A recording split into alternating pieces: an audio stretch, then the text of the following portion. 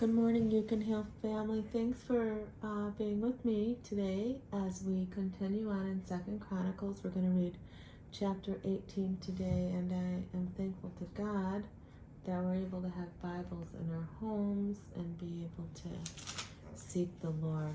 So let's see what this says. Alliance with Ahab.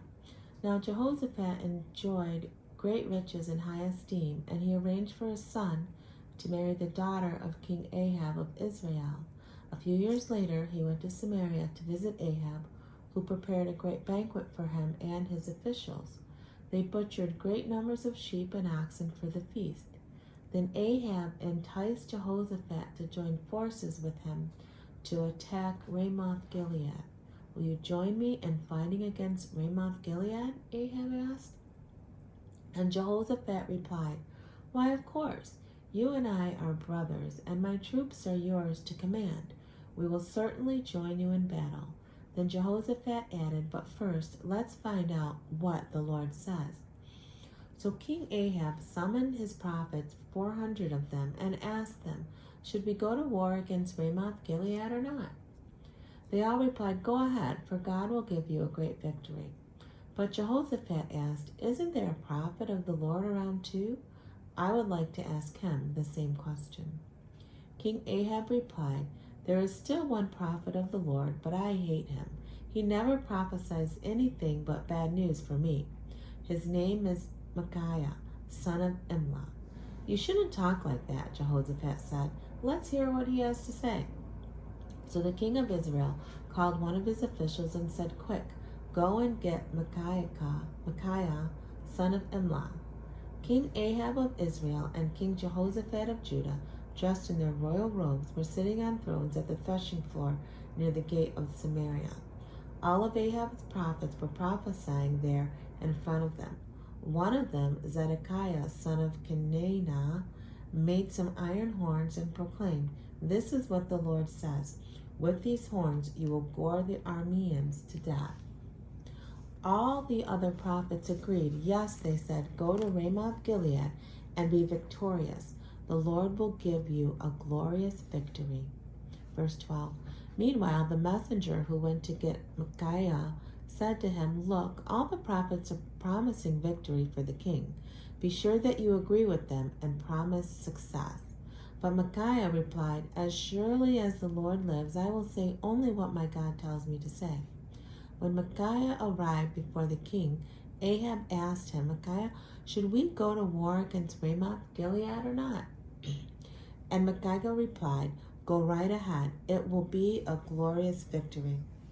But the king replied sharply, How many times must I demand that you speak only the truth when you speak for the Lord?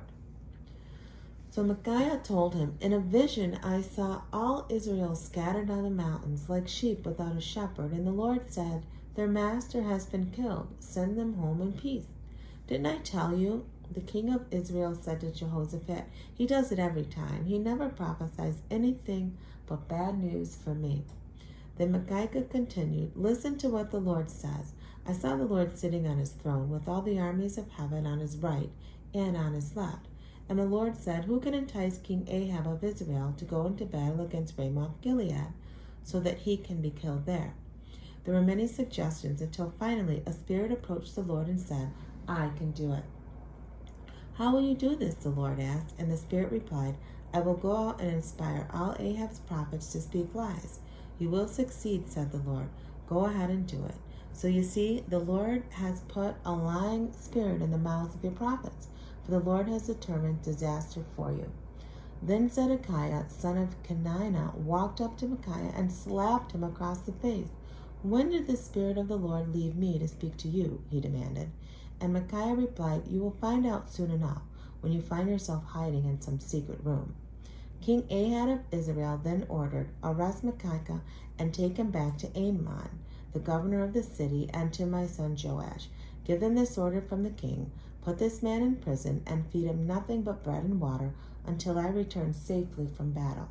But Micaiah replied, If you return safely, the Lord has not spoken through me. Then he added to those standing around, Take note of what I have said. So the king of Israel and King Jehoshaphat of Judah led their armies against Ramoth Gilead. Now King Ahab said to Jehoshaphat, "As we go into battle, I will disguise myself so no one will recognize me. But you wear your royal robes." So Ahab disguised himself, and they went into battle. Now the king of Aram had issued these orders to the charioteers: "Attack only the king of Israel." So when the Aramean charioteers saw Jehoshaphat in his royal robes, they went after him. "There is the king of Israel," they shouted. But Jehoshaphat cried out to the Lord to save him, and God helped him by turning the attack away from him. As soon as the charioteers realized he was not the king of Israel, they stopped chasing him. An Aramean soldier, however, randomly shot an arrow at the Israelite troops, and the arrow hit the king of Israel between the joints of his armor. "Get me out of here," Ahab groaned to the driver of his chariot. "I have been badly wounded." The battle raged all that day, and Ahab propped himself up in the chariot, facing the Arameans until evening. Then, just as the sun was setting, he died. And that concludes chapter 18. So come on back tomorrow, and we'll keep on reading. We're going to finish this Old Testament, and I appreciate that you spent time with me this morning. Always remember that true healing begins with self-love. Why? Because God is love, and He lives on the inside of you. Bye for now.